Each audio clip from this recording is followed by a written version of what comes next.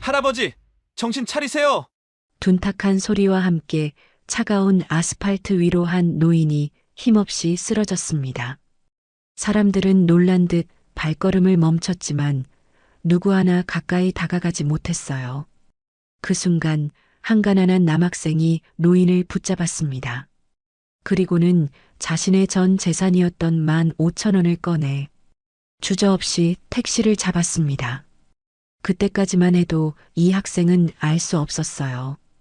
이 쓰러진 노인이 어떤 사람인지, 그리고 앞으로 자신의 인생이 어떻게 뒤바뀌게 되는지를요. 도대체 이 학생에게 어떤 일이 생긴 걸까요?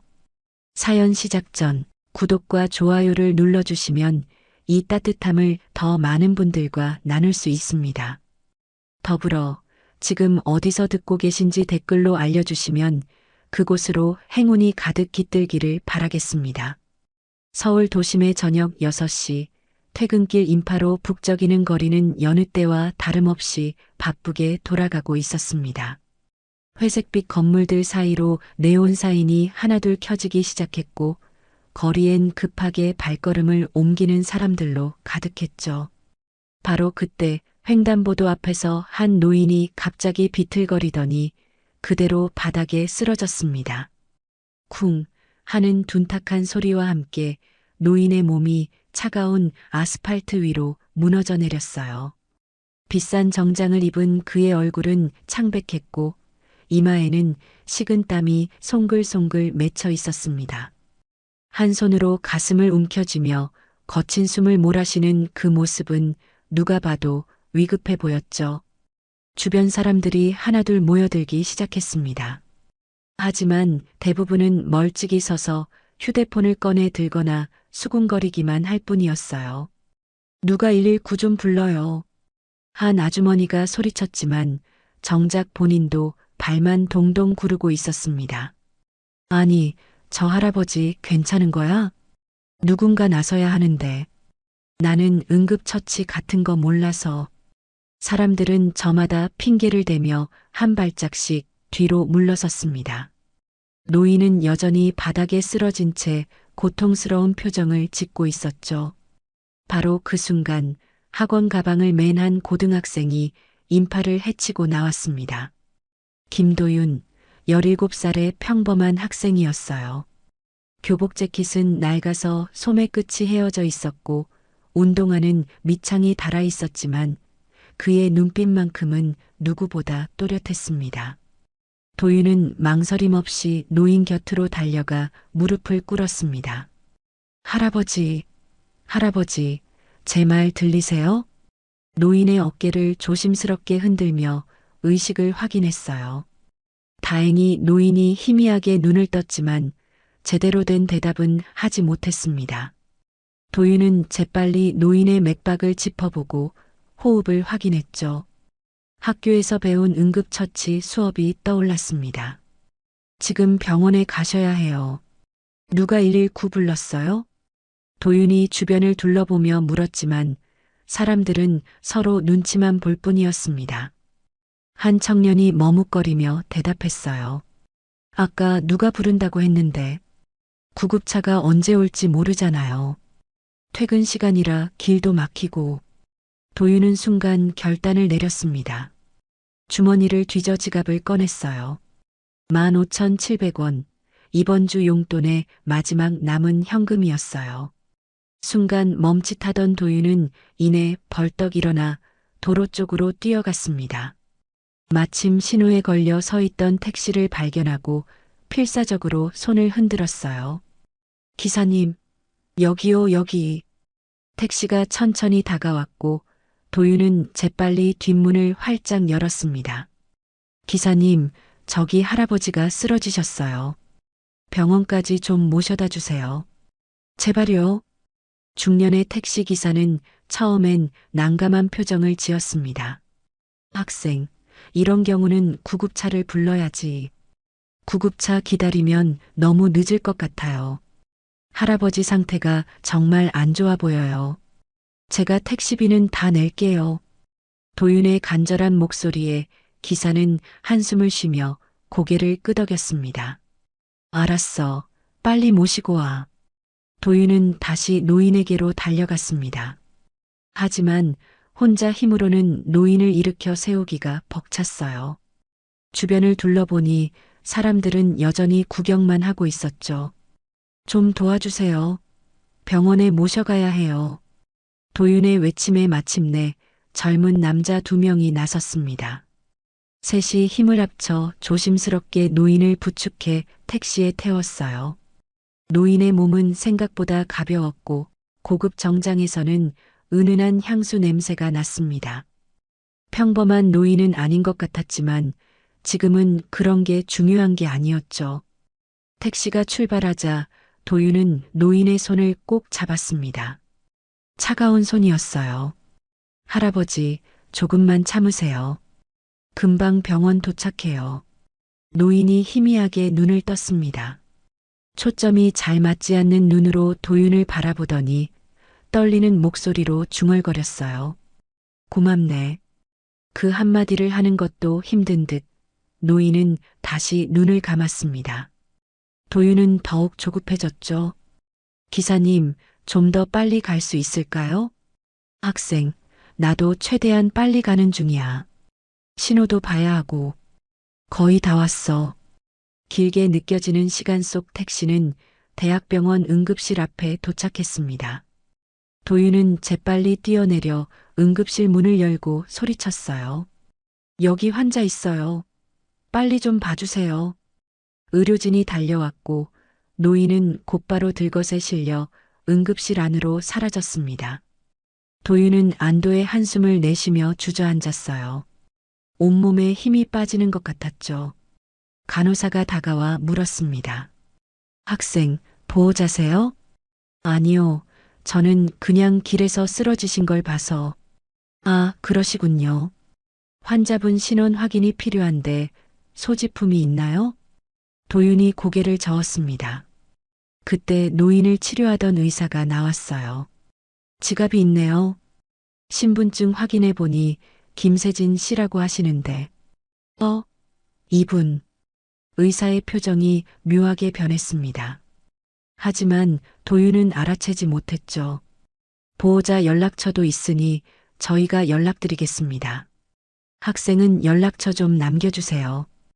혹시 모르니까. 도윤은 자신의 전화번호를 적어주고는 조용히 돌아섰습니다. 주머니를 확인해 보니 동전 몇 개만 짤랑거렸어요. 택시비로 15,000원을 다 써버린 것이었죠. 집까지는 걸어서 1시간은 좋게 걸릴 거리였습니다. 하지만 도윤은 개의치 않았어요. 오히려 마음이 뿌듯했죠. 병원 문을 나서며 뒤를 한번 돌아봤습니다. 응급실 불빛이 환하게 켜져 있었어요. 저 안에서 할아버지가 무사히 치료받고 있기를 바라며 도윤은 천천히 걸음을 옮겼습니다. 거리에는 여전히 퇴근길 사람들로 붐볐지만 아까와는 달리 마음이 따뜻했어요. 엄마가 늘 말씀하셨죠. 남을 도울 수 있다는 건 복받은 거라고. 비록 가진 건 없지만 누군가에게 도움이 될 수 있다는 게 이렇게 기쁜 일인지 오늘 처음 알았습니다. 발걸음은 가벼웠어요. 집에 가면 엄마가 기다리고 있을 거예요. 오늘 있었던 일을 들으면 분명 잘했다고 머리를 쓰다듬어 주실 겁니다. 도윤은 1시간을 넘게 걸어 집으로 향했습니다. 해는 완전히 져서 거리엔 가로등 불빛만 남아 있었죠. 발은 아팠지만 마음만은 가벼웠습니다. 오늘처럼 뿌듯한 날은 오랜만이었으니까요. 밤 9시가 넘어서야 도윤은 집에 도착했습니다. 반지하로 내려가는 좁은 계단을 내려가자 익숙한 곰팡이 냄새가 코끝을 스쳤어요. 비가 오면 물이 새는 천장, 햇빛이 거의 들지 않는 작은 창문, 겨울이면 시멘트 바닥에서 올라오는 한기. 남들에겐 초라해 보일 수도 있지만 도윤에겐 세상에서 가장 소중한 공간이었습니다. 엄마와 함께하는 유일한 보금자리니까요. 현관문을 열자 고소한 된장찌개 냄새가 반겨졌습니다. 부엌에서는 엄마가 저녁상을 차리고 있었어요.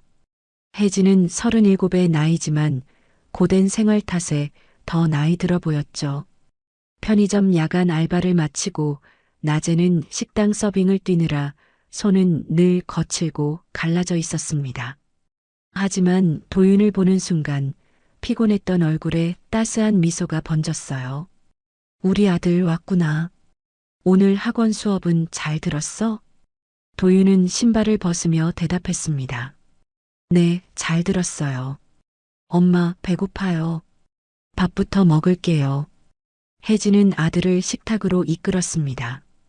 된장찌개와 계란말이, 그리고 김치. 늘 똑같은 반찬이었지만 도윤은 맛있게 먹기 시작했어요. 혜진은 아들이 밥 먹는 모습을 흐뭇하게 지켜보다가 물었습니다. 그런데 왜 이렇게 늦었니? 평소보다 1시간은 더 늦은 것 같은데. 도윤은 숟가락을 들던 손을 멈추고 엄마를 바라봤습니다. 그리고는 천천히 오늘 있었던 일을 털어놓기 시작했어요. 엄마, 오늘 어떤 할아버지가 길에서 쓰러지셨어요. 횡단보도 앞이었는데 갑자기 가슴을 움켜쥐고 쓰러지시더라고요. 혜진의 표정이 놀라움으로 변했습니다. 어머나, 그래서? 사람들이 다 구경만 하고 있길래 제가 택시 잡아서 병원까지 모셔다 드렸어요. 할아버지 얼굴이 너무 창백하셔서 구급차 기다리면 늦을 것 같았거든요. 도윤은 주머니에서 동전 몇 개를 꺼내 식탁 위에 올려놓았습니다. 700원이 전부였어요. 그래서 택시비로 15,000원을 썼어요.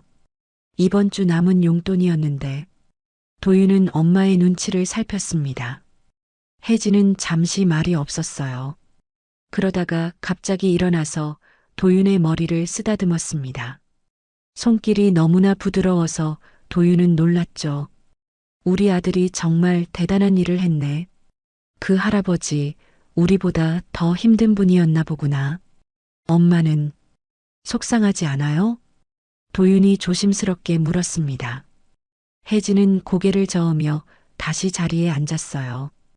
왜 속상하겠니? 내가 사람을 구한 거잖아. 돈이야 또 벌면 되지만 생명은 한 번 잃으면 되돌릴 수 없는 거야. 혜진은 된장찌개를 한 숟가락 떠서 도윤의 밥그릇에 부어주며 말을 이었습니다. 엄마가 어렸을 때 외할아버지한테 늘 들었던 말이 있어. 남을 도울 수 있다는 건 복받은 거라고. 가난해도 마음이 따뜻한 사람이 진짜 부자라고 하셨지. 도윤은 외할아버지 이야기를 듣는 게 처음이었습니다. 엄마는 거의 가족 이야기를 하지 않았거든요. 잘했어, 아들. 엄마는 내가 자랑스러워. 혜진의 말에 도윤은 가슴이 뭉클해졌습니다. 사실 집으로 오는 내내 엄마가 실망할까봐 걱정했었는데 오히려 칭찬을 들으니 눈시울이 뜨거워졌어요. 많이 걸었지? 병원에서 집까지 꽤 멀었을 텐데. 1시간 반 정도 걸었어요. 그런데 전혀 힘들지 않았어요. 오히려 마음이 뿌듯했어요. 도윤은 다시 밥을 먹기 시작했습니다. 혜진은 그런 아들을 바라보며 깊은 생각에 잠겼어요. 가난한 환경에서도 이렇게 바른 아이로 커준 것이 얼마나 고마운지 새삼 느껴졌죠. 아버지 없이 자란다고 주변에서 손가락질할 때도 반지하 월세조차 내기 힘들어 쫓겨날 뻔했을 때도 도윤은 한 번도 불평하지 않았습니다. 식사를 마친 도윤이 일어나며 말했습니다. 제가 설거지할게요. 엄마는 쉬어요. 괜찮아, 엄마가 할게. 아니에요. 엄마 새벽 3시에 일어나야 하잖아요. 어서 쉬어요. 도윤은 고집을 부리며 그릇을 싱크대로 가져갔습니다. 작은 부엌에서 설거지하는 아들의 뒷모습을 보며 혜진은 마음이 아팠어요. 17살 친구들과 놀러 다니고 싶을 나이인데 늘 집안일을 돕고 공부에만 매달리는 아들이 안쓰러웠습니다. 설거지를 마친 도윤은 방으로 들어가 책상 앞에 앉았습니다. 벽에는 의대 진학 목표가 적힌 종이가 붙어 있었어요. 의사가 되어서 엄마를 편하게 해드리고 싶다는 도윤의 꿈이었죠. 그날 밤 혜진은 잠이 오지 않았습니다. 도윤이 잠든 후 살며시 일어나 아들의 방문 앞에 섰어요. 문틈 사이로 보이는 아들의 잠든 얼굴이 너무나 어려 보였습니다. 혜진은 거실로 나와 작은 통장을 꺼냈어요. 매달 조금씩 모은 비상금이 들어있는 통장이었죠. 사실 도윤의 대학 등록금을 위해 모은 돈이었지만 내일 아침에 10,000원이라도 아들 주머니에 넣어줘야겠다고 생각했습니다. 용돈도 없이 학교에 가는 건 너무 서글픈 일이니까요. 새벽 2시 반, 혜진은 알람이 울리기 전에 눈을 떴습니다. 조용히 일어나 세수를 하고 출근 준비를 했어요. 현관을 나서기 전 식탁 위에 짧은 메모를 남겼습니다. 우리 아들, 오늘도 힘내. 엄마가 사랑해. 그리고 도윤의 가방 옆에 10,000원짜리 지폐 한 장을 살짝 놓아두었어요. 적어도 점심값과 간식값 정도는 되겠죠. 문을 나서는 혜진의 발걸음은 무거웠지만 마음은 따뜻했습니다. 어제 아들이 보여준 선한 마음을 생각하니 가슴이 벅차올랐어요. 가난하지만 마음만은 누구보다 부유한 아들을 둔 것이 얼마나 큰 축복인지 다시 한번 깨달았습니다. 차가운 새벽 공기가 얼굴을 스쳤지만 혜진은 씩씩하게 걸었어요. 편의점까지는 20분 거리. 오늘도 긴 하루가 시작되겠지만 아들을 위해서라면 못할 게 없었습니다. 동쪽 하늘이 조금씩 밝아오기 시작했어요. 어둠이 걷히고 새로운 날이 밝아오고 있었죠. 혜진은 문득 생각했습니다. 어제 도윤이 구한 그 노인은 지금쯤 어떻게 되었을까? 무사히 회복하셨기를 바라며 혜진은 발걸음을 재촉했습니다. 다음 날 아침 7시 반, 도윤은 평소처럼 학교로 향했습니다. 엄마가 놓고 간 10,000원을 발견했을 때 가슴이 뭉클했지만 그 돈은 다시 통장에 넣어두고 집을 나섰어요. 엄마가 얼마나 힘들게 번 돈인지 알기에 함부로 쓸 수가 없었습니다. 학교까지는 도보로 20분. 아침 햇살이 따스하게 내리쬐는 평범한 등굣길이었죠. 그런데 학교 정문에 가까워지자 뭔가 이상한 분위기가 감지됐습니다. 학생들이 웅성거리며 교문 쪽을 바라보고 있었어요. 야, 저거 봐. 벤츠 아니야? 우와, 진짜 비싸 보인다. 누구 차지? 우리 학교에 저런 차 타고 오는 애가 있었나? 도윤도 호기심에 고개를 들어 앞을 바라봤습니다. 교문 바로 앞에 검은색 대형 벤츠가 서 있었어요. 번쩍거리는 차체와 짙게 썬팅된 유리창이 위압감을 풍겼죠. 평범한 공립고등학교 앞에는 어울리지 않는 차였습니다. 도윤이 그냥 지나치려는 순간 벤츠의 뒷문이 열렸습니다. 그리고 정장을 입은 중년 남자가 내렸어요. 50대 정도로 보이는 그 남자는 회색 정장에 넥타이를 매고 있었고 한 손에는 고급스러운 서류 가방을 들고 있었습니다. 누가 봐도 높은 직책의 사람처럼 보였죠. 남자는 주변을 둘러보더니 도윤을 발견하고는 곧장 다가왔습니다. 도윤은 당황해서 발걸음을 멈췄어요. 설마 자신을 찾아온 건가 싶어서 불안한 마음이 들었죠. 김도윤 학생 맞습니까? 남자의 목소리는 정중하면서도 단호했습니다. 도윤은 고개를 끄덕였어요.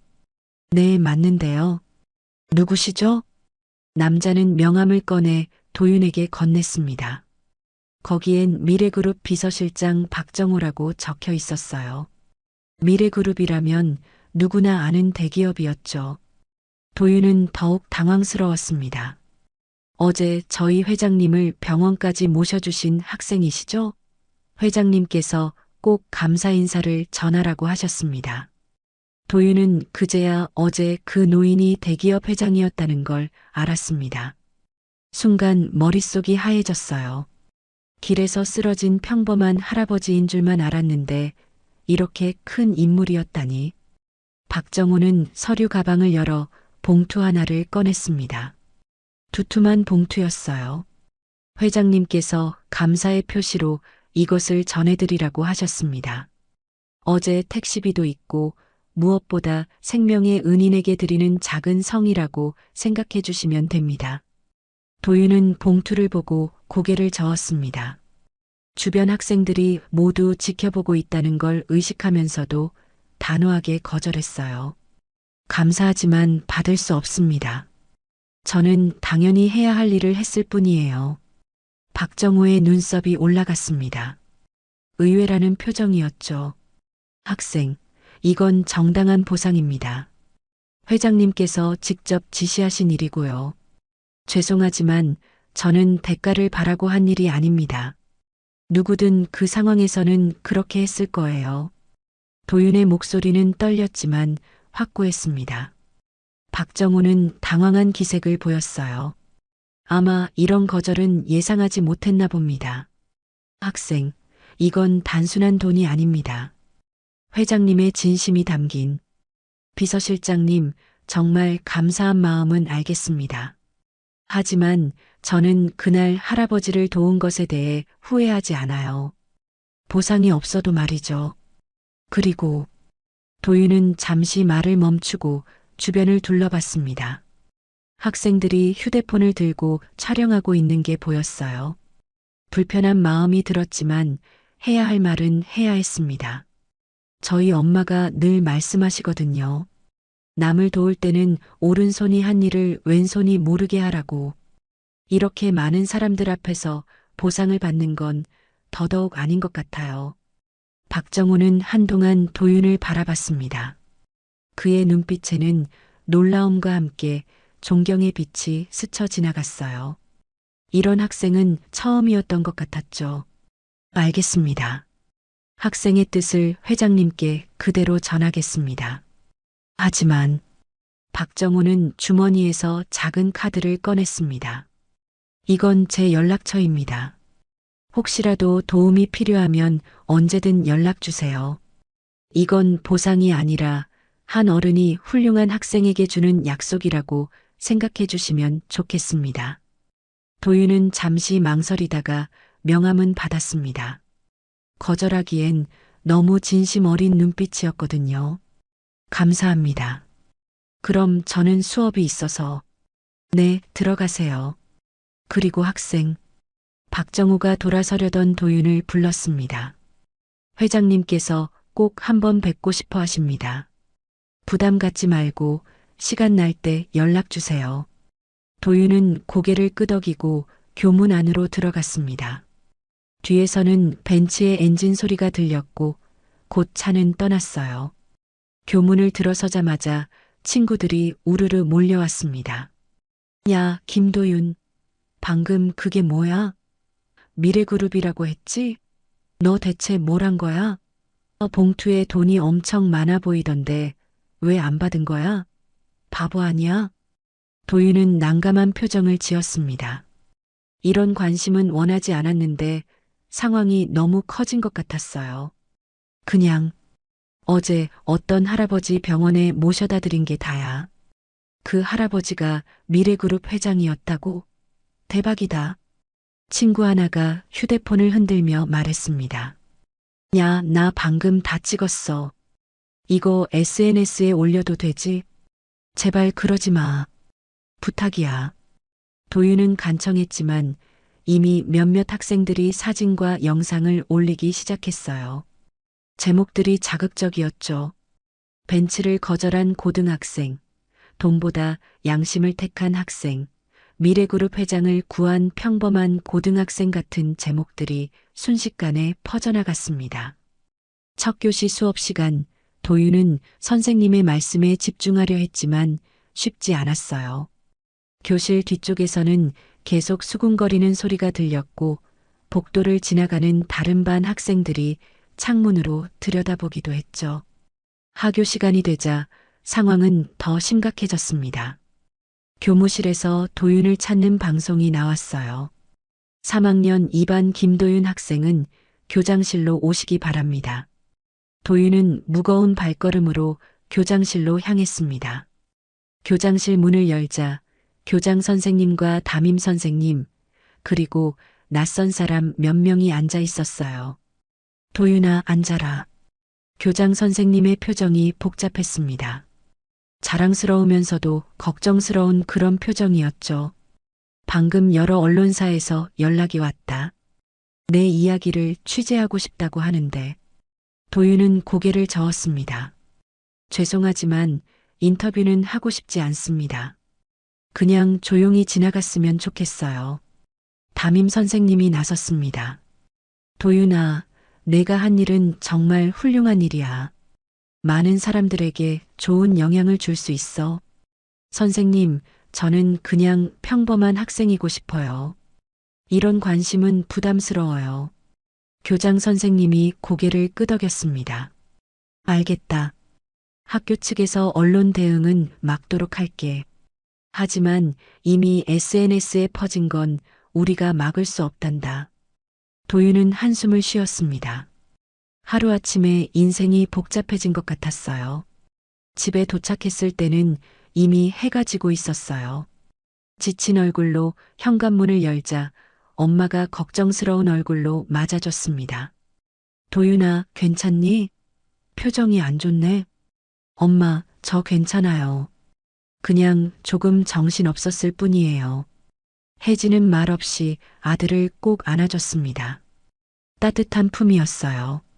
그날 밤 도윤의 이야기는 SNS를 통해 순식간에 퍼져나갔습니다. 처음엔 학교 학생들이 올린 몇 개의 게시물에 불과했지만 불과 2시간 만에 수만 개의 공유가 이뤄졌어요. 벤츠를 거절한 고등학생이라는 제목의 영상은 각종 커뮤니티와 포털 사이트를 뜨겁게 달궜죠. 도윤은 방에서 숙제를 하고 있었지만 계속 울리는 휴대폰 진동 때문에 집중할 수가 없었습니다. 친구들이 보내는 메시지가 쏟아져 들어왔어요. 야, 너 지금 실시간 검색어 1위야. 우리 학교가 뉴스에 나왔어. 미래그룹 회장을 구했다며? 대박이다. 도윤은 한숨을 쉬며 휴대폰을 무음으로 바꿨습니다. 그저 당연한 일을 했을 뿐인데 이렇게 큰 일이 될 줄은 몰랐어요. 거실에서는 혜진이 저녁 설거지를 하고 있었습니다. 그녀의 휴대폰도 계속 울렸지만 젖은 손 때문에 받을 수가 없었죠. 설거지를 마치고 휴대폰을 확인한 혜진의 얼굴이 놀라움으로 가득 찼습니다. 편의점 동료가 보낸 링크였는데 도윤의 사진과 함께 기사가 올라와 있었습니다. 미래그룹. 그 글자를 본 순간 혜진은 숨이 멎는 듯 했습니다. 17년간 애써 잊고 살았던 기억이 수면 위로 떠오를 것 같았습니다. 애써 참직한 표정으로 도윤을 불렀습니다. 도윤아, 이리 와봐. 도윤이 거실로 나오자 혜진이 휴대폰 화면을 보여줬어요. 이게 다 무슨 일이니? 미래그룹 회장님을 구했다고? 도윤은 조용히 설명했습니다. 어제 쓰러진 할아버지가 그런 큰 인물인 줄 몰랐다고. 오늘 학교에 비서실장이 찾아왔지만 보상을 거절했다고. 혜진은 아들의 머리를 쓰다듬었어요. 손끝이 차갑게 떨렸지만 아들에게는 따뜻한 온기가 전해지기를 바라면서요. 옳은 일을 했어. 하지만 이렇게 주목받는 건 부담스럽겠구나. 그녀의 말 속에는 단순한 걱정 이상의 의미가 담겨 있었습니다. 하지만 그땐 그 의미를 도윤은 알지 못했죠. 한편 서울 한남동의 대저택에서 김세진 회장은 서재에 홀로 앉아 있었습니다. 책상 위에는 태블릿이 놓여 있었고 화면에는 도윤의 사진이 떠 있었어요. 교문 앞에서 봉투를 거절하는 장면이 선명하게 찍혀 있었죠. 이런 아이가 아직도 있다니. 세진은 깊은 감동을 받았습니다. 요즘 시대에 이런 순수한 마음을 가진 젊은이를 만나기란 쉽지 않았거든요. 그는 비서실장 박정호를 불렀어요. 그 학생에 대해 더 자세히 알아봐 주게. 네, 회장님. 이미 조사 중입니다. 박정호는 서류 하나를 건넸습니다. 거기엔 도윤의 기본적인 정보가 적혀 있었어요. 성적 우수, 품행 단정, 그리고 한부모 가정, 어머니와 단둘이 산다고. 세진의 눈빛이 변했습니다. 서류를 더 자세히 들여다봤어요. 어머니 성함이 김혜진? 순간 세진의 얼굴이 창백해졌습니다. 떨리는 손으로 안경을 벗었다가 다시 썼어요. 박정우는 회장의 이상한 반응을 눈치챘지만 아무 말도 하지 않았죠. 혹시 나이가 어떻게 되나? 37살이라고 나와 있습니다. 세진은 의자에 깊이 기대며 눈을 감았습니다. 머릿속으로 계산을 했어요. 37살 김혜진. 설마 하는 생각이 들었지만 너무나 흔한 이름이라 확신할 수는 없었죠. 그 학생 아버지는 기록상으로는 없습니다. 출생신고에 어머니만 등재되어 있다고. 세진의 손이 더욱 떨렸습니다. 가슴 한쪽이 무너지는 것 같았어요. 그날 밤 세진은 한숨도 잠을 자지 못했습니다. 서재를 왔다 갔다 하며 깊은 고민에 빠졌어요. 혹시 그 혜진이 맞다면, 자신이 17년 전에 버린 딸이 맞다면, 그럼 도윤은. 다음 날 아침 세진은 박정우를 다시 불렀습니다. 그 김혜진 씨에 대해 더 자세히 조사해 주게. 사진도 구해보고. 알겠습니다, 회장님. 박정우가 나간 후 세진은 서재의 어둠 속에서 눈을 감았습니다. 17년 전 그날의 기억이 생생하게 떠올랐어요. 2008년 겨울 서울의 한 호텔 라운지. 20살의 혜진이 떨리는 손으로 찻잔을 들고 있었습니다. 임신 3개월. 배는 아직 나오지 않았지만 그녀의 얼굴은 초췌했어요. 아버지, 저 아이를 낳고 싶어요. 혜진의 목소리는 간신히 들릴 정도로 작았습니다. 세진의 얼굴이 붉게 달아올랐어요. 미쳤구나. 그 남자는 어디 있는데? 떠났어요. 책임질 수 없다고. 혜진의 눈에서 눈물이 흘렀습니다. 대학 선배라던 그 남자. 사랑한다고 속삭이더니 임신 소식을 듣자마자 미국으로 유학을 떠나버렸죠. 그런 쓰레기 같은 놈의 아이를 낳겠다고? 우리 집안 망신을 다 시킬 셈이야? 세진의 목소리가 라운지 전체에 울렸습니다. 주변 사람들이 쳐다봤지만 그는 아랑곳하지 않았어요. 아버지, 이 아이는 죄가 없어요. 제가 혼자서라도 키울게요. 너 혼자 무슨 애를 키워? 당장 병원 예약해. 내일이라도 수술 받아. 혜진이 고개를 저으며 일어섰습니다. 안 돼요. 이 아이는 제 아이예요. 아버지가 뭐라고 하셔도. 탁! 세진의 손바닥이 혜진의 뺨을 때렸습니다. 라운지가 순간 조용해졌어요. 혜진은 뺨을 감싸쥐며 아버지를 바라봤습니다. 믿을 수 없다는 표정이었죠. 지금 당장 집에서 나가. 그 아이를 포기하지 않는다면 넌 더 이상 내 딸이 아니야. 아버지, 미래그룹 회장의 딸이 미혼모라니. 언론에 알려지면 주가는 어떻게 되고 우리 집안 명예는 어떻게 되겠어? 내가 그렇게 이기적인 애였나? 혜진의 어깨가 떨렸습니다. 그녀는 마지막 희망을 품고 아버지의 손을 잡으려 했지만 세진은 차갑게 뿌리쳤어요. 선택해. 아이를 포기하고 없던 일로 하든가 아니면 영원히 내 앞에서 사라지든가. 혜진은 한참을 서 있다가 떨리는 목소리로 말했습니다. 알겠어요. 제가 사라질게요. 그녀는 돌아서서 걸어갔습니다. 뒤돌아보지 않고 고든 걸음으로. 세진은 딸이 돌아올 거라 생각했어요. 며칠이면 정신을 차리고 돌아와서 용서를 구할 거라고. 하지만 혜진은 돌아오지 않았습니다. 아이가 태어났다는 소식을 들은 건 그의 여름이었습니다. 아들이라고 했어요. 하지만 세진은 모른 척했습니다.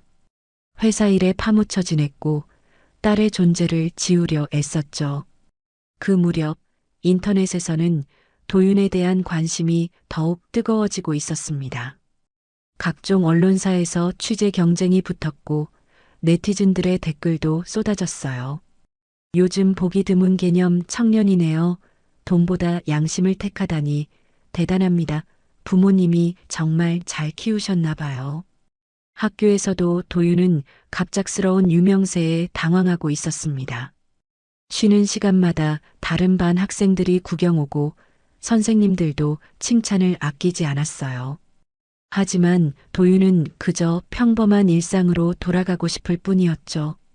점심시간 도윤은 옥상으로 올라갔습니다. 조용히 혼자 있고 싶었거든요. 그런데 거기서 뜻밖의 사람을 만났어요. 같은 반 친구 지수였습니다. 너도 숨으러 왔구나. 지수가 웃으며 말했어요. 응, 너무 정신없어서. 근데 진짜 대단하다. 나라면 그 돈 받았을 텐데. 도윤은 쓴웃음을 지었습니다. 엄마가 늘 말씀하시거든. 떳떳하게 사는 게 제일 중요하다고. 그 시각 미래그룹 본사 회장실에서 세진은 박정우가 가져온 사진을 보고 있었습니다. 편의점 CCTV에 찍힌 혜진의 모습이었어요. 많이 야위고 힘들어 보였지만 분명 자신의 딸이 맞았습니다. 확실하네. 그 김혜진이 내 딸이구나. 세진의 목소리가 떨렸어요. 박정우는 놀란 표정을 감추지 못했죠. 그럼 김도윤 학생은 내 외손자야. 세진은 의자에 무너지듯 앉았습니다. 자신을 구해준 그 아이가 자신이 버린 딸의 아들이었다니. 운명의 장난이라기엔 너무나 잔인한 현실이었어요. 내가 무슨 짓을 한 거지. 세진의 눈에서 눈물이 흘러내렸습니다. 17년 동안 가슴 한구석에 묻어두었던 죄책감이 한꺼번에 밀려왔어요. 회장님, 어떻게 하시겠습니까? 박정우가 조심스럽게 물었습니다. 세진은 한참을 망설이다가 입을 열었어요. 당장 만나러 가야겠네. 하지만 회장님, 너무 갑작스러우면 더 이상 미룰 수 없어. 이미 17년을 미뤘잖아. 세진은 일어서려다가 다시 주저앉았습니다. 용기가 나지 않았어요. 자신이 그토록 매정하게 버린 딸을 어떤 얼굴로 만난단 말인가. 그날 저녁 세진은 박정우와 함께 도윤의 집 근처까지 갔습니다. 하지만 차에서 내릴 용기가 나지 않았어요. 반지하 창문으로 새어나오는 불빛을 한참 동안 바라보다가 결국 돌아섰습니다. 아직은 준비가 안 됐어. 세진은 스스로에게 변명하듯 중얼거렸어요. 하지만 마음 한구석에서는 알고 있었죠. 아무리 준비를 해도 용서받기는 어려울 거라는 걸. 하지만 며칠의 시간이 흐른 후 김세진 회장은 더 이상 미룰 수 없다고 결심했어요. 매일 밤 악몽에 시달렸고 낮에는 죄책감에 짓눌려 숨도 제대로 쉴 수 없었습니다. 17년 전에 버린 딸, 그리고 자신을 구해준 외손자. 이 잔인한 운명의 장난 앞에서 그는 무너져 내리고 있었죠. 오후 4시 세진은 운전기사도 없이 혼자 차를 몰고 도윤의 집으로 향했습니다. 비서실장 박정우가 조사해온 주소를 내비게이션에 입력하고 떨리는 손으로 핸들을 잡았어요. 강남의 번화가를 벗어나 점점 외곽으로 나가자 풍경이 달라지기 시작했습니다. 높은 빌딩들이 사라지고 낡은 다세대 주택들이 나타났죠. 목적지에 가까워질수록 세진의 가슴은 더욱 빠르게 뛰었습니다. 골목길로 들어서자 더욱 충격적인 광경이 펼쳐졌어요. 좁고 어두운 골목, 벽에는 곰팡이 자국이 가득했고 쓰레기 봉투들이 여기저기 쌓여 있었습니다. 여기가 혜진이가 사는 곳이란 말인가. 세진은 차에서 내려 천천히 걸었습니다. 반지하로 내려가는 계단을 발견했을 때 그의 다리가 멈췄어요. 계단 입구에는 녹슨 철문이 있었고 우편함에는 김혜진이라는 이름이 희미하게 적혀 있었습니다. 세진은 계단을 한 칸 한 칸 내려갔습니다. 발걸음이 무거웠어요. 17년이라는 세월의 무게가 어깨를 짓누르는 것 같았죠. 반지하 문 앞에 섰을 때 그는 한참을 망설였습니다. 문을 두드릴 용기가 나지 않았어요. 그때 안에서 발소리가 들렸습니다. 문이 열리고 혜진이 나타났어요. 순간 시간이 멈춘 것 같았습니다. 세진은 딸의 모습을 보는 순간 숨이 막혔어요. 17년 전 그 예쁘고 발랄했던 딸은 온데간데 없었습니다. 야위고 초췌한 얼굴, 거칠어진 손, 낡은 옷차림. 무엇보다 그녀의 눈에서 생기가 사라져 있었어요. 혜진도 충격을 받긴 마찬가지였습니다. 문 앞에 선 사람이 자신의 아버지라는 걸 알아보는 데는 1초도 걸리지 않았어요. 하지만 믿을 수가 없었죠.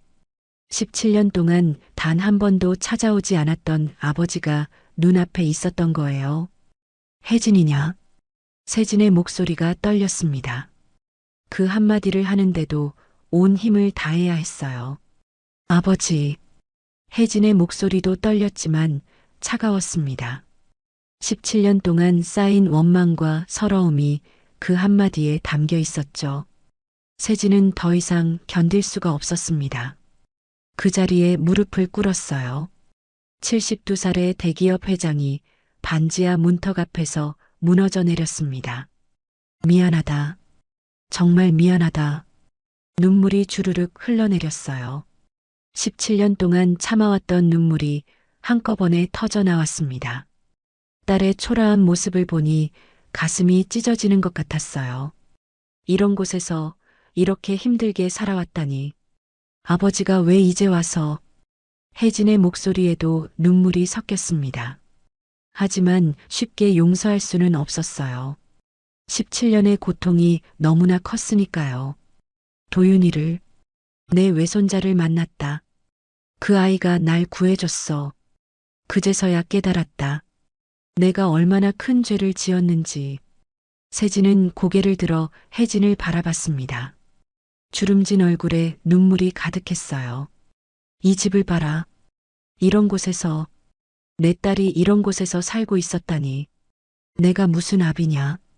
체면이 뭐라고, 회사가 뭐라고, 딸 하나 지켜주지 못했다. 혜진은 떨리는 손으로 문틀을 잡았습니다. 다리에 힘이 풀려 쓰러질 것 같았어요. 17년 만에 듣는 아버지의 사과. 하지만 너무 늦었다는 생각이 들었죠. 아버지, 일어나세요. 이런다고 달라지는 건 없어요. 아니다. 내가 무릎 꿇는 게 맞아. 평생을 무릎 꿇고 살아도 용서받을 수 없는 죄를 지었어. 세진은 일어나지 않았습니다. 오히려 더 깊이 고개를 숙였어요. 혜진아, 내가 너무 늦었다는 걸 안다. 하지만 이제라도 용서를 구하고 싶구나. 너와 도윤이에게 할 수 있는 모든 걸 하고 싶어. 그때 뒤에서 발소리가 들렸습니다. 학교에서 돌아온 도윤이었어요. 현관 앞에 무릎 꿇고 있는 노인을 보고 깜짝 놀랐죠. 엄마, 이분은. 도윤은 그 노인이 며칠 전 자신이 구한 할아버지라는 걸 알아봤습니다. 하지만 왜 여기에, 그것도 무릎을 꿇고 있는지 이해할 수 없었어요. 혜진이 떨리는 목소리로 말했습니다. 도윤아, 이분은 내 외할아버지야. 도윤의 눈이 휘둥그레졌습니다. 외할아버지는 돌아가셨다고 들었는데. 아니, 엄마는 가족이 없다고 했었는데. 뭐라고요? 외할아버지? 세진이 고개를 들어 도윤을 바라봤습니다. 처음 보는 외손자, 자신을 구해준 그 착한 아이. 눈물로 흐릿해진 시야에도 도윤의 맑은 눈빛이 보였어요. 도윤아, 내가 내 외할아버지다. 17년 전에 내 엄마를 버린 못난 할아비야. 도윤은 충격에 말을 잃었습니다. 엄마를 버렸다고? 그럼 엄마가 그동안 얼마나 힘들었을까? 혼자서 자신을 키우느라 얼마나 고생했을까? 왜 엄마를 버리신 거예요? 도윤의 목소리에 분노가 섞이기 시작했습니다. 세진은 고개를 숙였어요. 미혼모가 됐다고. 회사 체면이 깎인다고. 내가 버렸다. 용서받을 수 없는 죄를 지었어. 혜진이 도윤의 어깨를 잡았습니다. 도윤아, 들어가자. 이만. 하지만 도윤은 움직이지 않았어요. 외할아버지라는 사람을 노려보며 서 있었죠. 그동안 한 번도 안 찾아오셨잖아요. 우리가 어떻게 사는지 알기나 하세요?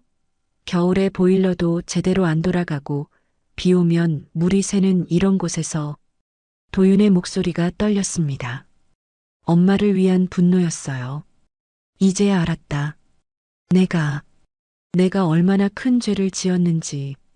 세진은 다시 울음을 터뜨렸습니다. 72년 인생에서 이렇게 처절하게 운 적은 없었어요. 혜진도 더 이상 눈물을 참을 수 없었습니다. 17년 동안 가슴속에 묻어둔 서러움이 한꺼번에 터져나왔어요. 아버지가 절 버렸을 때 저는 20살이었어요. 아무것도 할 줄 모르는 20살이었다고요. 그런데 혼자서 아이를 낳고 키워야 했어요. 얼마나 무서웠는지 아세요? 혜진의 목소리가 높아졌습니다. 17년 만에 터뜨리는 절규였죠. 편의점 알바로 하루 16시간씩 일했어요. 아이 분유값 벌려고, 기저귀값 벌려고. 그런데 아버지는 어디 계셨어요? 세진은 아무 대답도 할 수 없었습니다. 딸의 말 한마디 한마디가 비수처럼 가슴에 꽂혔어요. 이제 와서 뭘 어쩌자는 거예요? 용서를 구하면 17년이 없던 일이 되나요? 아버지를 바라봤습니다. 이제 와서 무슨 소용이에요? 아버지가 버린 건 저예요. 그런데 피해본 건 제 아들이에요. 혜진의 목소리는 떨렸지만 단호했습니다. 그녀는 현관문을 잡았어요. 돌아가세요. 우리는 아버지 없이도 잘 살아왔어요. 쾅! 문이 닫혔습니다. 세진은 닫힌 문 앞에 멍하니 서 있었어요. 발걸음이 떨어지지 않았죠. 한참을 그 자리에 서 있다가 천천히 돌아섰습니다. 그날 밤 혜진은 도윤과 저녁을 먹으며 조용히 말했습니다. 도윤아, 오늘 놀랐지? 도윤은 숟가락을 멈췄습니다. 왜 지금까지? 엄마가 20살 때, 내가 뱃속에 있을 때 날 버리셨어. 미혼모는 집안 망신이라고. 혜진의 눈가가 붉어졌습니다. 오래된 상처가 다시 쓰라렸어요. 그래도 어렸을 때는 좋은 아버지였어. 엄마가 넘어지면 업어주시고 아프면 밤새 간호해주시고. 혜진은 잠시 추억에 잠겼습니다. 어린 시절 아버지는 세상에서 가장 든든한 존재였어요. 하지만 그 아버지가 가장 힘들 때 등을 돌렸죠. 다음 날 세진은 또 찾아왔습니다. 이번엔 아침 일찍이었어요. 혜진이 출근하려고 나오다가 계단 앞에 서 있는 아버지와 마주쳤습니다. 혜진아, 말씀드렸잖아요. 오지 마세요. 혜진이 지나가려 하자 세진이 무릎을 꿇었습니다. 미안하다. 정말 미안하다. 내가 죽을 죄를 지었다. 지나가던 이웃들이 쳐다봤지만 세진은 개의치 않았어요. 일어나세요. 이러신다고 달라지는 건 없어요. 혜진은 차갑게 말하고 발걸음을 재촉했습니다. 하지만 마음 한구석이 흔들리는 건 어쩔 수 없었어요. 72세의 아버지가 무릎 꿇는 모습이 안쓰러웠던 것도 사실이었죠. 그날 오후 학교에서 돌아온 도윤은 또다시 외할아버지를 마주쳤습니다. 계단 앞에 앉아 있는 세진의 모습이 초라해 보였어요. 도윤아, 할아버지가 정말 미안하다. 저한테 미안할 필요 없어요. 외할아버지가 버린 건 엄마잖아요. 엄마한테 사과하세요. 도윤의 목소리는 차가웠지만 눈빛은 복잡했습니다. 세진의 어깨가 무너져 내렸습니다. 외손자의 말 한마디 한마디가 칼날처럼 아팠어요. 맞다. 다 내 잘못이다. 용서받을 자격도 없어. 도윤은 할아버지를 남겨두고 집으로 들어갔습니다. 하지만 창문 너머로 계속 밖을 내다봤어요. 할아버지는 해가 질 때까지 그 자리에 앉아 있었죠. 저녁 혜진이 퇴근하고 돌아왔을 때도 세진은 여전히 그 자리에 있었습니다. 아직도 계신 거예요? 혜진아, 나는 포기하지 않을 거야. 왜 이제 와서요? 혜진의 목소리에 서러움이 묻어났습니다. 그때는 체면과 회사가 더 중요했어. 바보같이 돈과 명예가 딸보다 중요하다고 생각했지. 세진의 눈에서 눈물이 흘렀습니다. 이제 깨달았어. 내가 잃은 게 뭔지. 너와 도윤이를 잃고 나니 가진 모든 게 무의미하더구나. 혜진은 잠시 망설이다가 말했습니다. 그냥 가세요. 저도 흔들리고 싶지 않아요. 그녀는 돌아서서 집으로 들어갔습니다. 문이 닫히는 소리가 유난히 크게 들렸어요. 그날 밤 도윤은 엄마에게 물었습니다. 엄마, 외할아버지가 정말 나쁜 사람이에요? 혜진은 한참을 생각하다가 대답했습니다. 나쁜 사람은 아니야. 그냥 그때 잘못된 선택을 한 거지. 엄마도 어렸을 때는 아버지를 정말 사랑했어. 세상에서 제일 좋은 아빠였거든. 그럼 용서해 줄 수 없어요? 도윤아, 17년이야. 내가 태어나서 지금까지의 모든 시간 동안 외할아버지는 우리를 모른 척했어. 그게 쉽게 용서가 될까? 도윤은 고개를 끄덕였습니다. 하지만 마음 한편으로는 외할아버지가 불쌍하기도 했어요. 다음 날도 그 다음 날도 세진은 계속 찾아왔습니다. 비가 오는 날엔 우산도 없이 서 있었고 추운 날엔 떨면서도 자리를 지켰어요. 일주일째 되는 날 도윤이 우산을 들고 나갔습니다. 할아버지, 이거라도 쓰세요. 세진은 놀란 눈으로 도윤을 바라봤습니다. 고맙다, 도윤아. 아직 용서한 건 아니에요. 그냥 이러다 쓰러지실까 봐서요. 도윤은 우산을 건네고 돌아서려다가 멈췄습니다. 엄마가 말했어요. 어렸을 때 외할아버지가 좋은 아빠였다고. 왜 변하신 거예요? 세진은 쓸쓸하게 웃었습니다. 사람은 때로 중요한 걸 잊고 살아. 가족보다 성공이 중요하다고 착각하지. 할아버지가 바로 그랬단다. 도윤은 더 이상 묻지 않고 집으로 들어갔습니다. 하지만 그날부터 조금씩 마음이 흔들리기 시작했어요. 혜진도 마찬가지였습니다. 아무리 마음을 다잡으려 해도 매일 찾아와 사죄하는 아버지를 보면 가슴이 아팠어요. 특히 비를 맞으며 서 있는 모습을 볼 때면 어린 시절 자신을 업고 빗속을 뛰어가던 아버지의 모습이 겹쳐 보였죠. 엄마, 외할아버지 좀 불쌍해요. 어느 날 저녁 도윤이 조심스럽게 말했습니다. 그래도 엄마는 아직 준비가 안 됐어. 혜진의 목소리가 떨렸습니다. 용서하고 싶은 마음과 상처받은 마음이 충돌하고 있었어요. 언젠가는 용서해 줄 수 있을까? 도윤이 엄마의 손을 잡았습니다. 엄마가 결정해요. 저는 엄마 편이에요. 혜진은 아들을 꼭 안았습니다.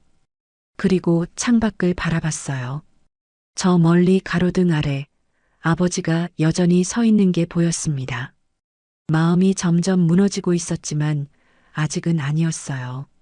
17년의 상처가 며칠 만에 아물 리 없었으니까요.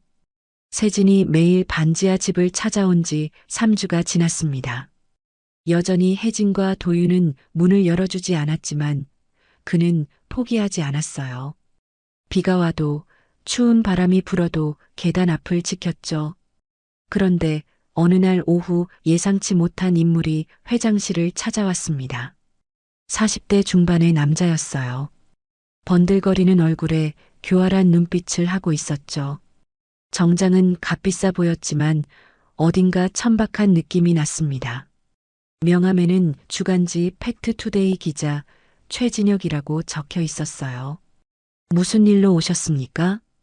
세진이 차갑게 물었습니다. 최진혁은 느릿느릿 가방을 열어 두꺼운 봉투를 꺼냈어요. 그 안에서 사진들이 쏟아져 나왔습니다. 세진의 얼굴이 점점 굳어갔어요. 사진에는 자신이 반지하 계단 앞에서 무릎 꿇고 있는 모습, 비를 맞으며 기다리는 모습이 담겨 있었습니다. 그뿐만이 아니었어요. 혜진이 새벽 3시에 편의점으로 출근하는 뒷모습, 낡은 운동화를 신고 뛰어가는 모습까지 찍혀 있었죠. 더 충격적인 건 도윤의 사진들이었습니다. 학교에서 점심을 먹는 모습, 학원으로 가는 뒷모습, 심지어 반지하 창문으로 공부하는 모습까지. 최진혁은 몇 주 동안 이 가족을 감시하고 있었던 것이었어요. 제가 취재를 하다 보니 아주 재미있는 사실을 발견했습니다. 미래그룹 김세진 회장님께 미혼모 딸이 있다는 것, 그것도 17년 동안 완전히 버려두셨다는 것 말이죠. 최진혁의 목소리에는 음흉한 즐거움이 묻어났습니다. 세진의 주먹이 떨렸지만 참았어요. 그 반지하 집 사진도 찍어봤습니다. 곰팡이가 가득한 벽, 물이 새는 천장. 그런 곳에서 회장님 딸과 손자가 살고 있더군요. 이런 내용으로 기사를 쓴다면.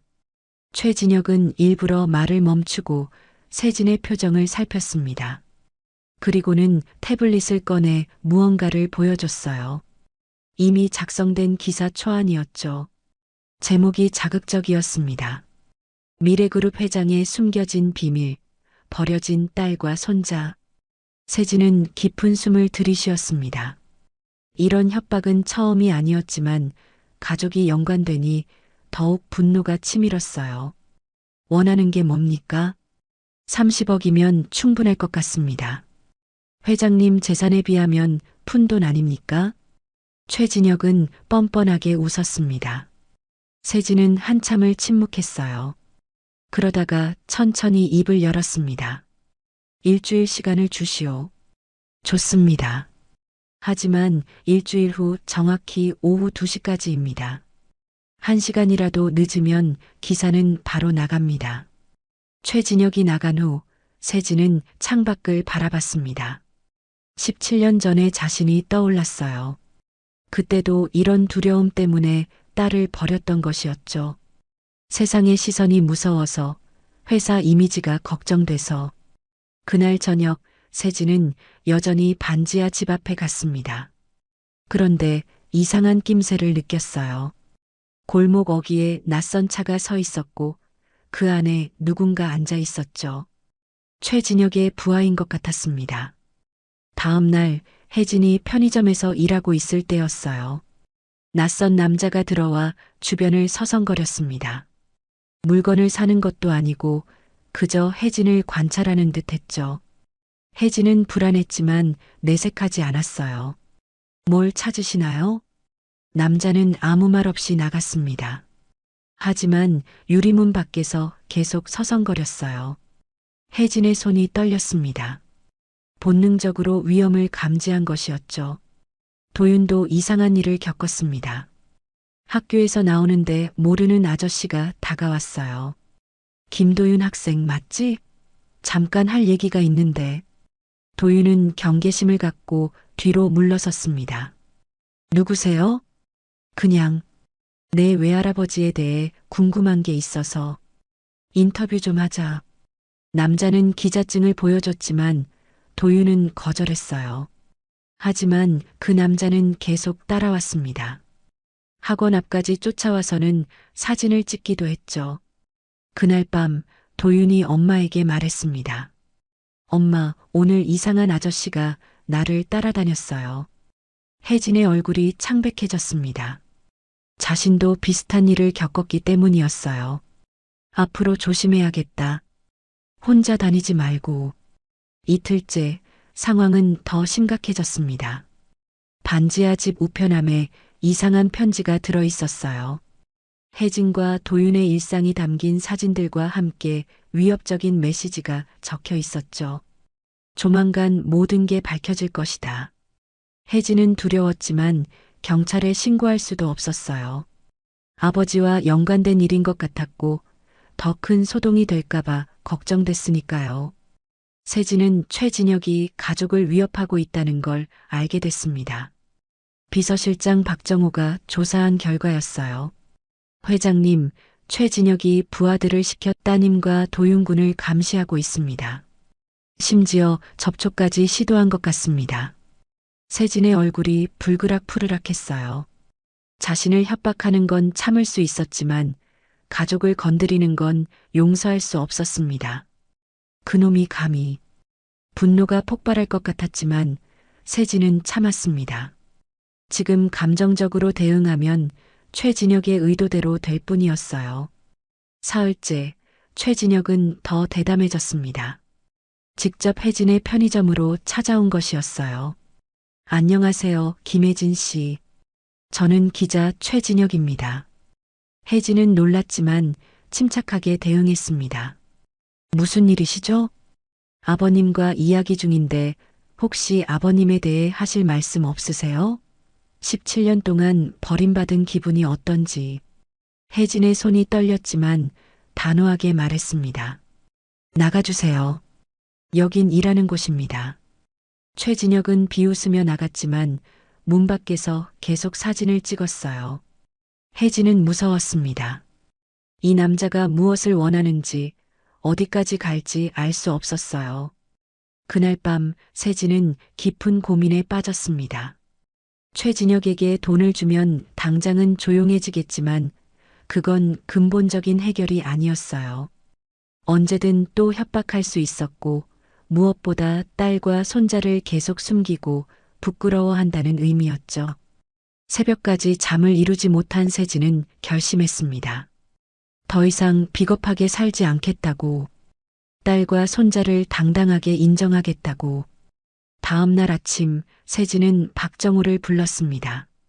정호야, 법무팀에 연락해서 최진혁을 스토킹과 협박 혐의로 고소 준비를 시켜. 그리고 세진은 잠시 멈췄다가 단호하게 말했습니다. 기자회견을 준비해라. 내가 모든 걸 공개하겠다. 박정호는 놀랐지만 회장의 눈빛에서 확고한 의지를 읽을 수 있었어요. 최진혁은 여전히 여유로웠습니다.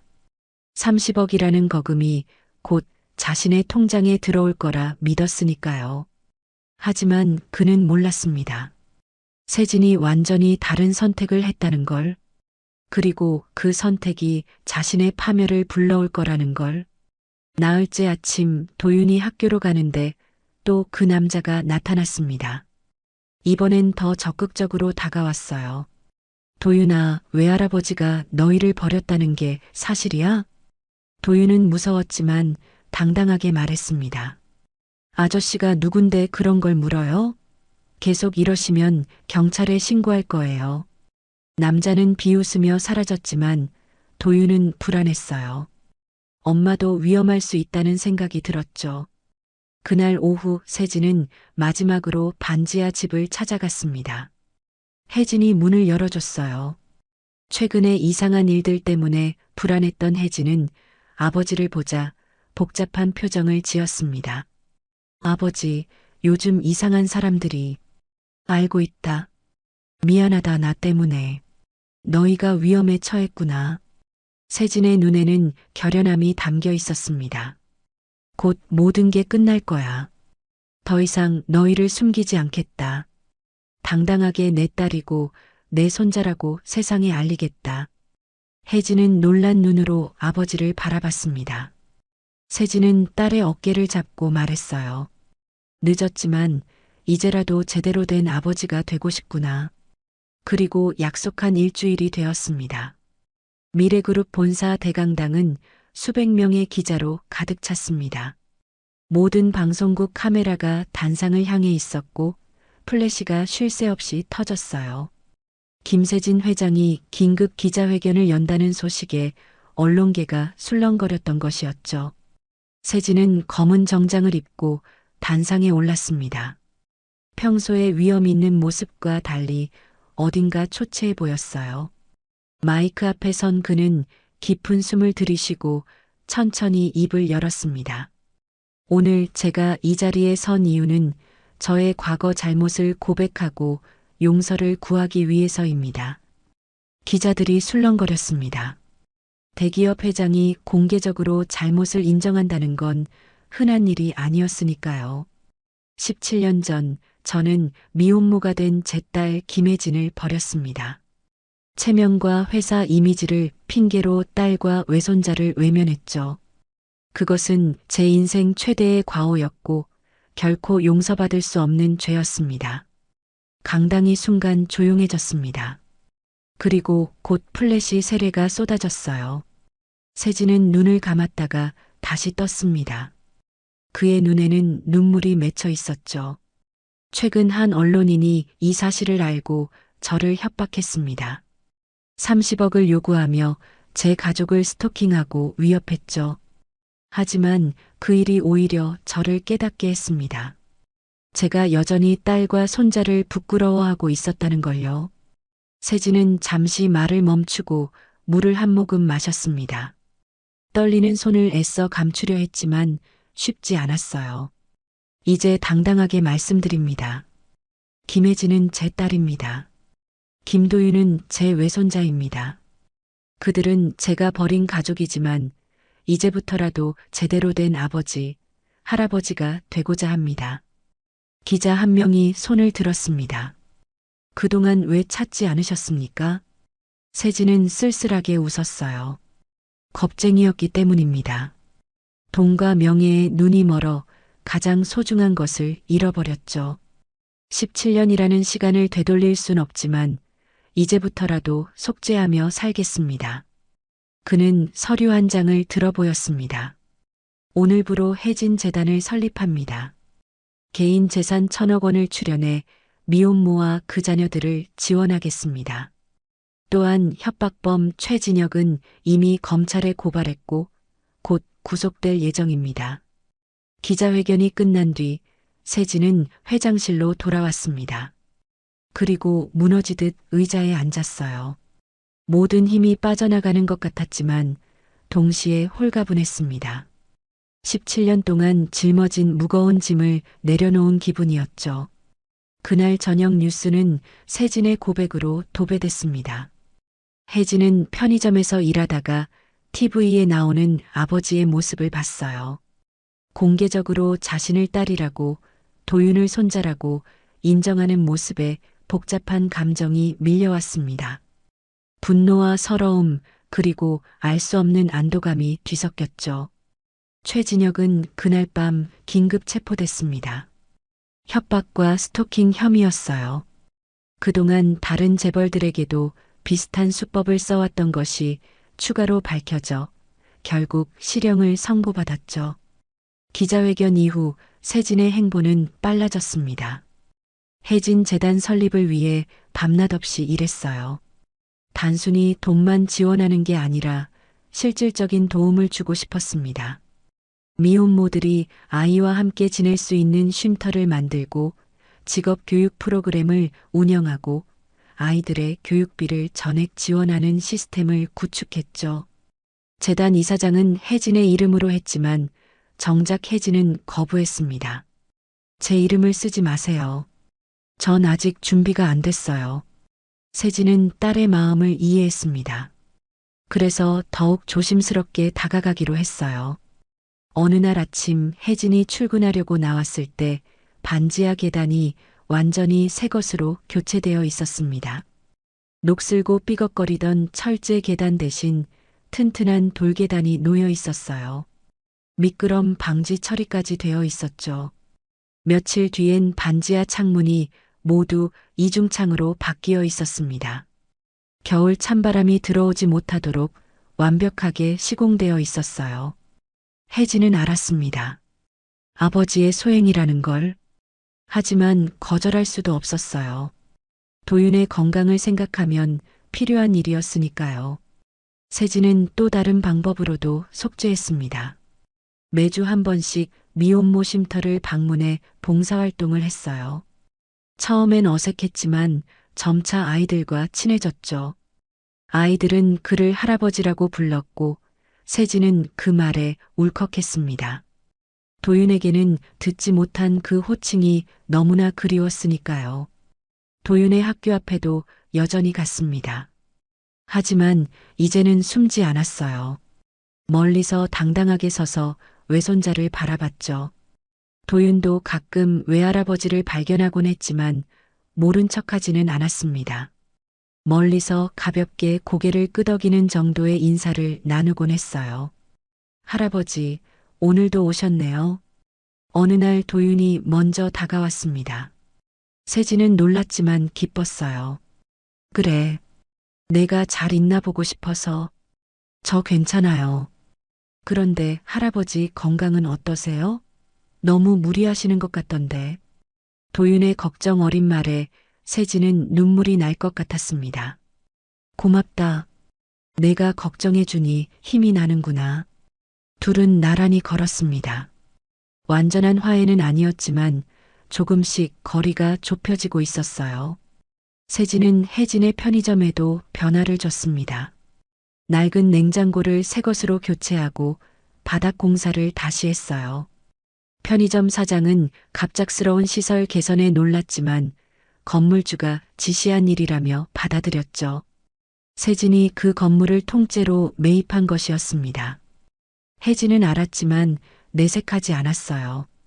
아버지가 자신을 위해 애쓰는 모습이 안쓰러우면서도 아직은 완전히 용서할 수 없었습니다. 17년의 상처는 그리 쉽게 아물 수 없었으니까요. 재단 설립 발표회가 열렸을 때 세진은 혜진과 도윤을 초대했습니다. 하지만 그들은 오지 않았어요. 대신 혜진은 짧은 편지를 보냈죠. 재단 설립을 축하합니다. 많은 사람들에게 도움이 될 것 같아요. 하지만 저는 아직 그 자리에 설 준비가 안 됐습니다. 이해해 주세요. 세진은 편지를 읽고 또 읽었습니다. 딸의 글씨체가 그리웠어요. 어린 시절 아빠에게 쓴 편지들이 떠올랐죠. 아빠 사랑해요라고 삐뚤빼뚤 적혀 있던 그 편지들. 발표회장에는 많은 미혼모들이 참석했습니다.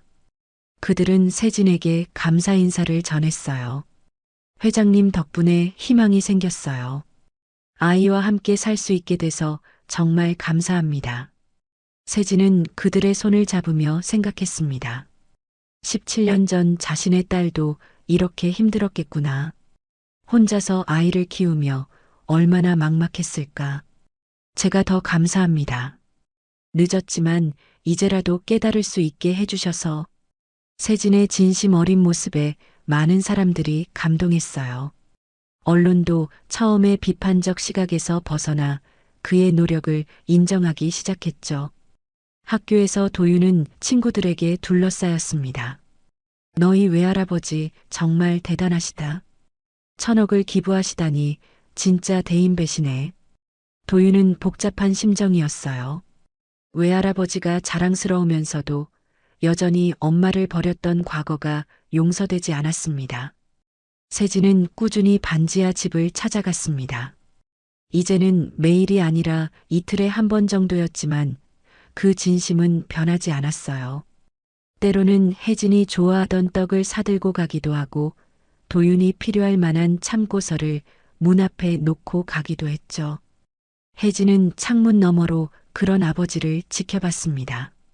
72살의 나이에 무거운 것들을 들고 와 조심스럽게 놓고 가는 모습이 짠했어요. 마음이 조금씩 움직이고 있었지만 아직은 아니었습니다. 상처가 너무 깊었으니까요.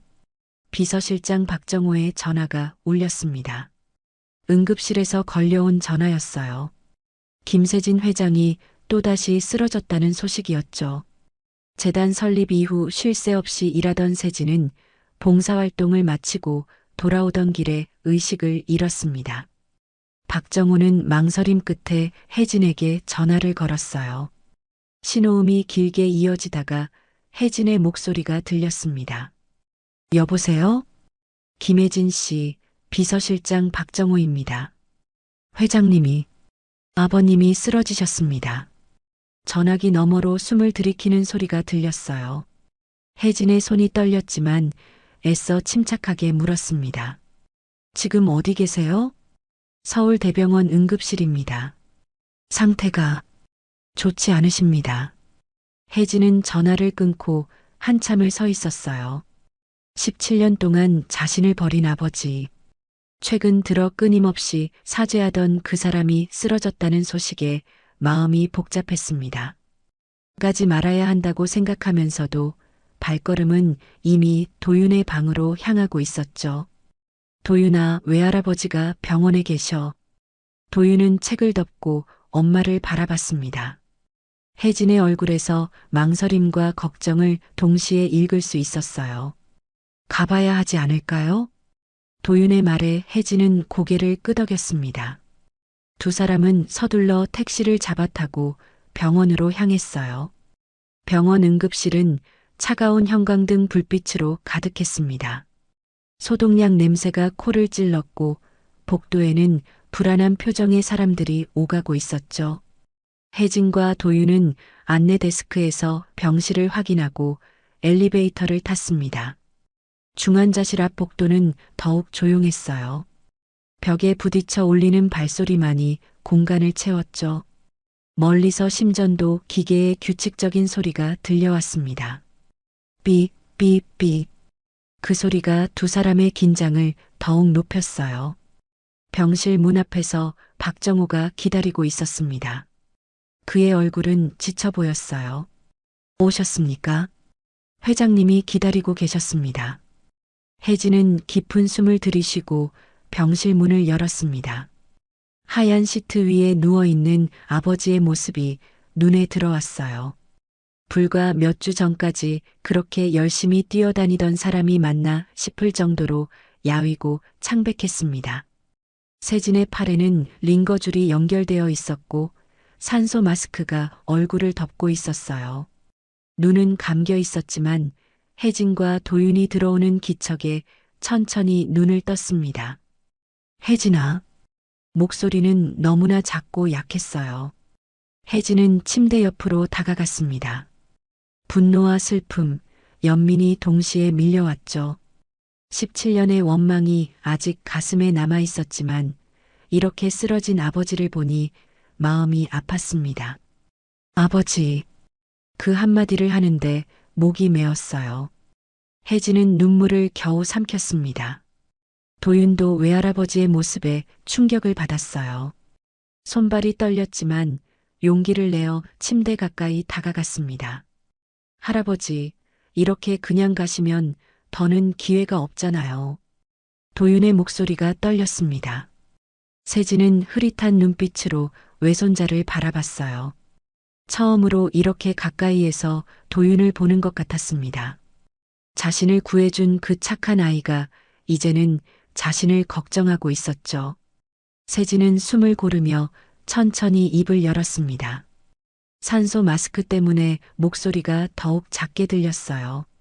시간이 조금만 더 있다면 아비로서 할아버지로서 너희 옆에 있고 싶구나. 그 말에 혜진의 눈에서 눈물이 흘렀습니다. 더 이상 참을 수가 없었어요. 17년 동안 듣고 싶었던 말이었을까요? 아니면 이제야 들어도 너무 늦은 말이었을까요?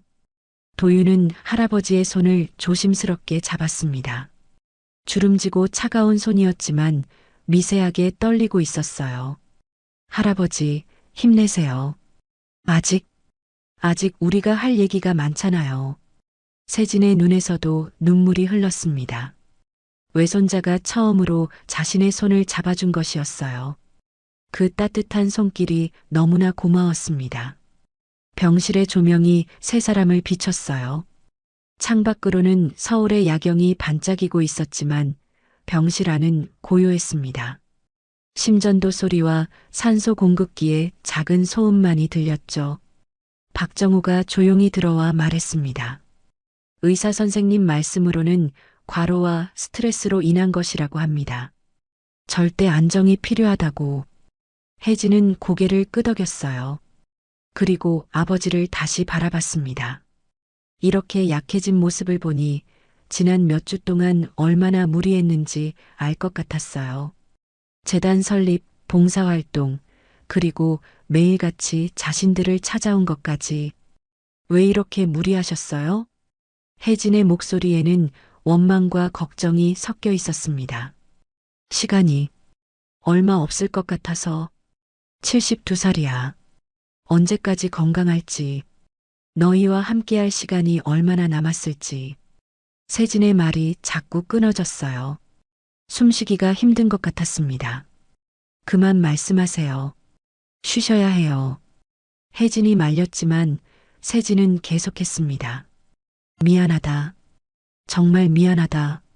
내가 가장 힘들 때 내가 곁에 없었구나. 혜진은 아버지의 손을 잡았습니다. 차가운 손이었어요. 17년 만에 잡아보는 아버지의 손.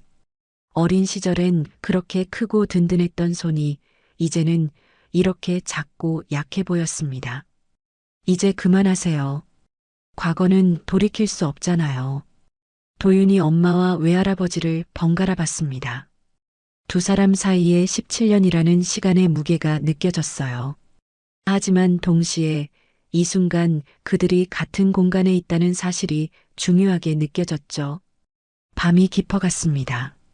병실 창으로 보이는 하늘은 까맣게 변했고 복도의 발소리도 점점 줄어들었어요. 혜진과 도윤은 병실을 떠나지 못했습니다. 세진은 잠이 들었다가 깨기를 반복했어요. 그때마다 혜진과 도윤이 아직 곁에 있는지 확인했죠. 마치 그들이 사라질까봐 두려워하는 것처럼. 우리 여기 있어요, 할아버지.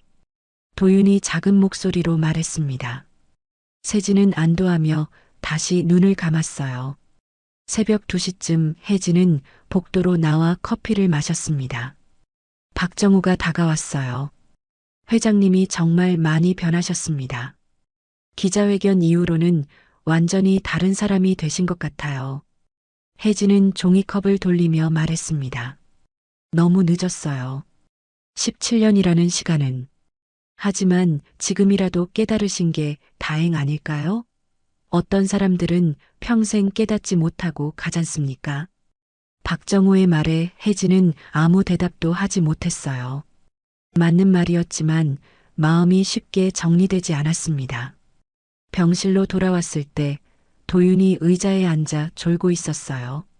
세진은 깨어 있었고 외손자를 바라보고 있었습니다. 그 눈빛에는 무한한 애정과 후회가 담겨 있었죠.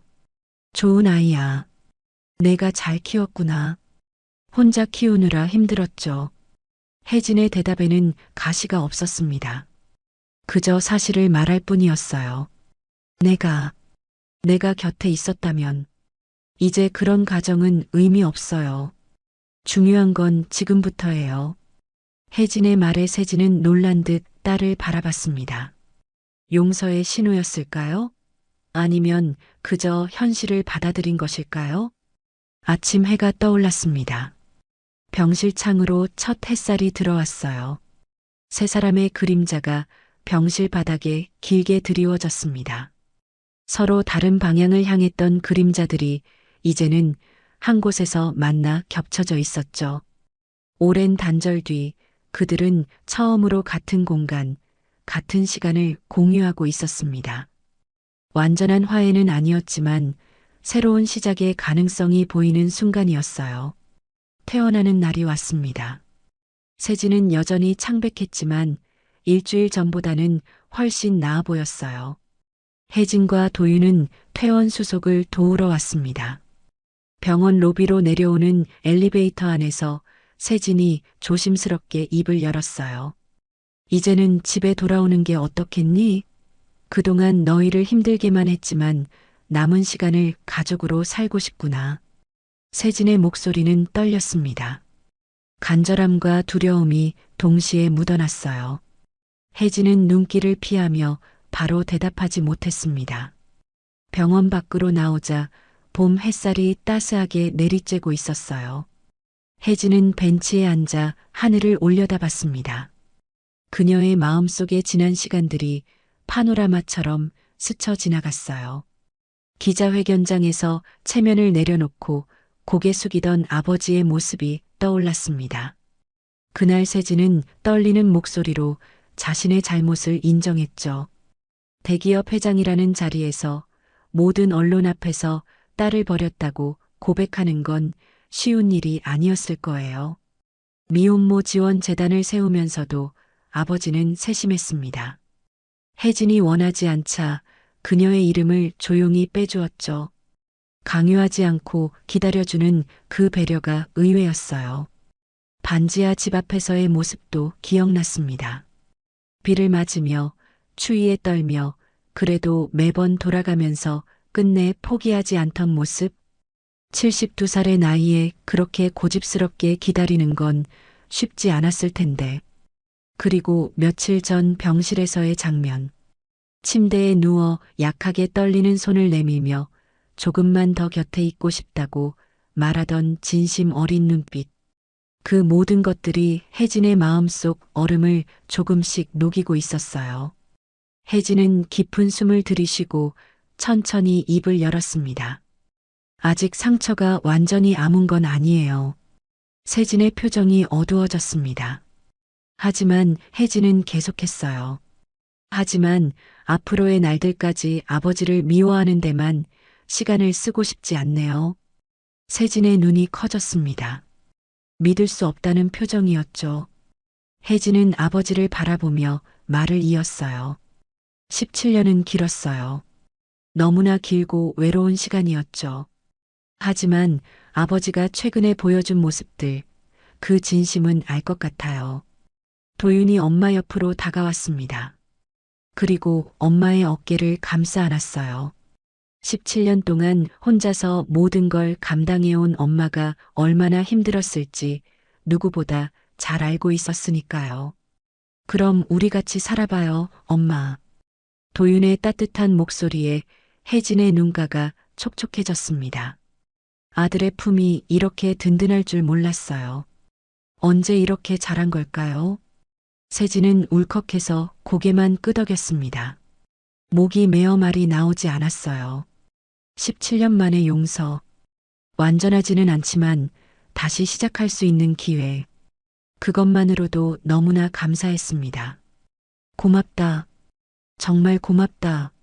세진의 목소리가 떨렸어요. 눈물이 주름진 볼을 타고 흘러내렸습니다. 차는 천천히 한남동으로 향했습니다. 혜진과 도윤에게는 낯선 길이었어요. 반지하에서만 살아온 그들에게 강남의 고급 주택가는 다른 세상 같았죠. 하지만 이제 그곳이 그들의 새로운 집이 될 거였습니다. 대문이 천천히 열렸습니다. 넓은 정원과 큰 집이 눈에 들어왔어요. 혜진은 어린 시절 이곳에서 뛰놀던 기억이 어렴풋이 떠올랐습니다. 그때는 이 집이 영원한 보금자리일 줄 알았는데 17년 만에 돌아오게 될 줄은 몰랐죠. 현관문을 열고 들어서자 집안이 따뜻했습니다. 거실에는 이미 세 사람을 위한 식탁이 차려져 있었어요. 오랫동안 비어있던 자리에 새로운 식기가 놓여 있었죠. 너희 방도 준비해뒀다. 예전 내 방은 그대로 두었고 도윤이 방은 새로 꾸몄어. 세진이 조심스럽게 말했습니다. 혜진은 계단을 올라 자신의 옛 방으로 갔어요. 문을 열자 시간이 멈춘 듯한 공간이 나타났습니다. 책상, 침대, 책장 모두 그대로였어요. 먼지 하나 없이 깨끗하게 관리되어 있었죠. 매일 청소했다. 언젠가 내가 돌아올 거라고. 아니, 돌아오길 바라면서. 세진의 목소리가 뒤에서 들렸습니다. 혜진은 책상 위에 액자를 들어 올렸어요. 고등학교 졸업식 사진이었죠. 아버지와 함께 찍은 마지막 사진. 그때는 행복했죠. 혜진의 목소리는 쓸쓸했지만 원망은 없었어요. 도윤은 자신의 새 방을 둘러봤습니다. 넓고 밝은 방에는 책상과 책장, 그리고 컴퓨터까지 준비되어 있었어요. 반지하의 좁은 방과는 천지 차이였죠. 할아버지, 이건 너무 과해요. 아니다. 이것도 부족해. 17년 동안 해주지 못한 게 너무 많아서. 세진의 말에 도윤은 더 이상 거절하지 않았습니다. 할아버지의 마음을 이해했으니까요. 저녁 시간이 되었습니다. 세 사람은 처음으로 한 식탁에 앉았어요. 따뜻한 된장찌개와 갈비찜, 그리고 여러 반찬들이 차려졌죠. 혜진이 반지하에서 해주던 소박한 밥상과는 달랐지만 마음은 똑같이 따뜻했습니다. 잘 먹겠습니다. 도윤이 밝게 인사했어요. 세진은 외손자가 밥 먹는 모습을 흐뭇하게 바라봤습니다. 이런 평범한 일상이 얼마나 소중한지 이제야 알았어요. 도윤아, 학교는 어떠니? 공부하는데 필요한 게 있으면 뭐든 말해라. 괜찮아요, 할아버지. 저 혼자서도 잘하고 있어요. 도윤의 당찬 모습에 세진은 웃었습니다. 역시 혜진이 잘 키웠구나 싶었어요. 식사를 마치고 거실에 앉았을 때 혜진이 입을 열었습니다. 아버지, 저는 계속 일을 하고 싶어요. 편의점이든 뭐든. 그럴 필요 없어. 이제는 편하게. 아니에요. 제 손으로 일하고 싶어요. 그게 제 삶이니까요. 혜진의 단호한 말에 세진은 고개를 끄덕였습니다. 딸의 자존심을 이해했으니까요. 밤이 깊어졌습니다. 도윤은 먼저 방으로 올라갔고 혜진과 세진은 거실에 남았어요. 창밖으로는 서울의 야경이 반짝였죠. 혜진아, 정말 미안하다. 그리고 고맙다. 이제 그만하세요. 계속 사과만 하실 건가요? 혜진이 작게 웃었습니다. 그 미소를 본 세진의 가슴이 뭉클했어요. 17년 만에 보는 딸의 진짜 미소였으니까요. 혜진은 창밖을 바라보며 마음속으로 말했습니다. 용서는 하루아침에 오지 않았다. 하지만 아버지가 흘린 시간과 진심을 기억하며 우리는 다시 가족이 되기로 했다. 세 사람의 그림자가 거실벽에 나란히 드리워졌습니다. 더 이상 따로가 아닌 함께였어요. 상처는 여전히 남아있지만 치유의 시간은 이제 시작이었습니다. 늦었지만 아직 늦지 않았습니다. 가족이라는 이름으로 다시 시작하는 것. 그것이 그들이 선택한 길이었어요. 따뜻한 조명이 세 사람을 감쌌습니다. 밖에서는 차가운 바람이 불었지만 집안은 포근했어요. 마치 17년의 긴 겨울이 끝나고 봄이 온 것처럼. 오늘의 이야기가 당신의 마음에 작은 울림을 드렸다면 앞으로도 당신의 나날에 잔잔한 위로가 될 이야기들로 찾아뵐 수 있도록 구독과 좋아요를 눌러주세요. 그리고 사연의 주인공을 위한 따뜻한 말씀도 댓글로 부탁드립니다. 당신의 한마디가 누군가에게는 잊지 못할 선물이 됩니다. 당신의 오늘을 늘 응원합니다. 인생 나날이었습니다.